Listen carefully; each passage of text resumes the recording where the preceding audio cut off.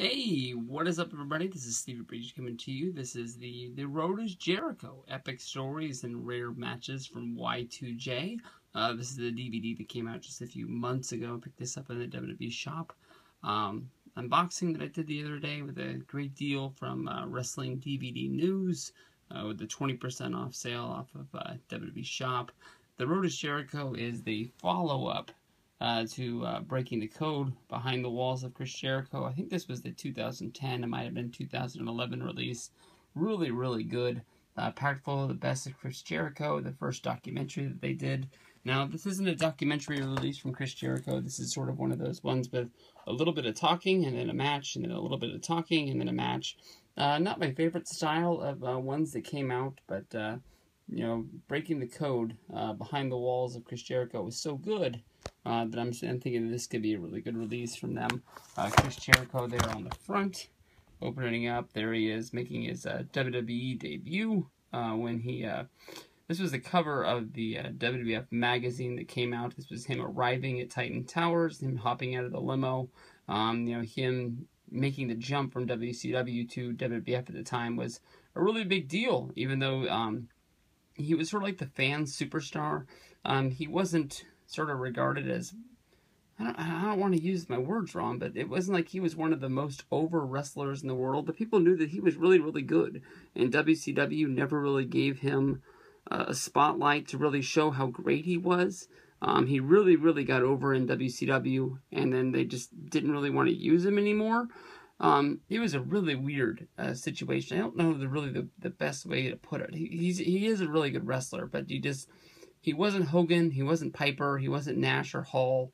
He wasn't the Macho Man, he wasn't Sting, so he wasn't in that group of guys. He was never really going to reach the peak. A lot like when Chris Jericho would leave to go to WWE. You know, a couple of years after that, of course, you know, Eddie Guerrero, Dean Malenko, Chris Benoit, all those guys saw the writing on the wall on what Jericho had become after jumping over, that they decided to do the same because they knew that as long as WCW was going to be in business, you know, they were going to be doing those mid-card matches that they just weren't going to get the respect that they deserved. Underneath the disc 1, we're going to see going down what's on here. This is going to highlight him in ECW right off the bat with a Hardcore Haven. Chris Jericho versus Pitbull number 2. This is a World TV title match from 1996. From there we go to the Chris Jericho versus Ultimo Dragon, 1997. Chris Jericho versus Dean Malenko from Uncensored, Cruiserweight Championship match. Then we see him jumping to WWF at the time in October of 2000 in a steel cage match from No Mercy against X-Pac. Then we see scalding hot water from the coffee machine. I don't know what that's about, but Chris Jericho versus Kane, really good last man standing match. Awesome finish to that one. I can't see what the hell that is underneath that tab, but it's something with Stone Cold Steve Austin and it's special guest referee Mick Foley in the bottom of there. But we'll go over here. WCW World Heavyweight Championship match, Chris Jericho versus Booker T. That's from Monday Night Raw in 2001. Rebellion 2001, Jericho versus Angle. Then we go to the Royal Rumble 2002. I was at that show. Jericho versus Rock. I don't remember that match being all that good. Really hated the finish. And look at that, a dastardly finish. But then we go to the George Harrison at WWE. SmackDown of 2002. The winner faces Hulk Hogan for the Undisputed Championship.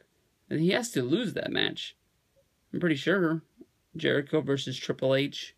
The X Factor. Then we go into Chris Jericho versus Jeff Hardy, 2003.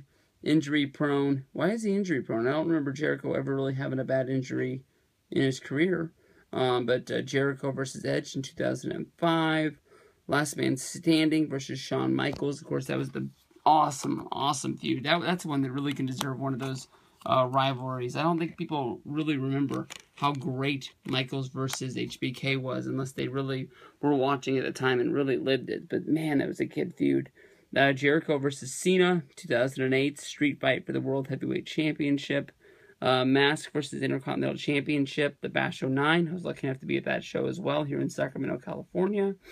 Triple threat tag match, Jericho and Big Show versus Cena and Undertaker against DX. That was a Monday Night Raw match on 2009. Doesn't jump out at me at the top of my mind. It's hard to think of Cena and Taker on the same team. Extreme Rules 2012, Chicago Street Fight, Jericho versus Punk. Then we have Raw from 2013, Jericho versus Rob Van Dam. And then we'll finish this up with a Steel Cage match, Jericho versus Bray Wyatt. I believe that was a Slammy Award-winning appearance from Jericho. Night of Champions 2014, Jericho versus Orton. And then the Blu-rays exclusives, we got a ladder match, Jericho versus Christian for the Intercontinental Championship match. Oh, Unforgiven 2004. Jericho versus Mysterio on Monday Night Raw in 2009. Pushed out of the nest. Fatal 4-Way, Jericho versus Evan Bourne. And then Chris Jericho versus Punk from Payback of 2013. Finish this up by checking out the back of this bad boy.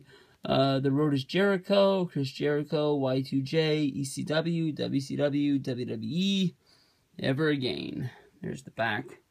I'm getting down right here. So the Road is Jericho. This one is entitled Epic Stories and Rare Matches from Y2J. We get the back seat riding with Chris Jericho telling all the stories about his career, seeing how bad of a bad mamma jamma this guy was.